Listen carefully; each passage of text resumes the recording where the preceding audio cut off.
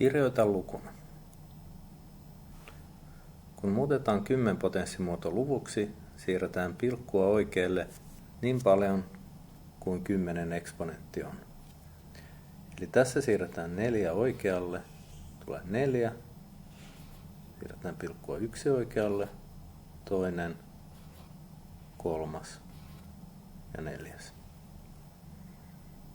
Seuraavassa pilkkua siirretään 5 oikealle. Eli 1, 8, pilkku on siirtynyt 1 oikealle, toisen, 3, 4 ja 5. Kun eksponentti on negatiivinen, on kyseessä pieni luku, eli pilkkua siirretään vasemmalle.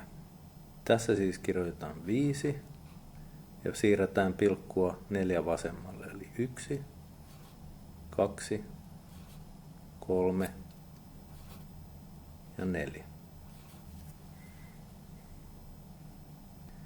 Viimeisessä pilkkua siirretään 5 vasemmalle. Eli 9, 8 ja pilkku lähtee täältä 1 vasemmalle, toinen, 3, 4, 5.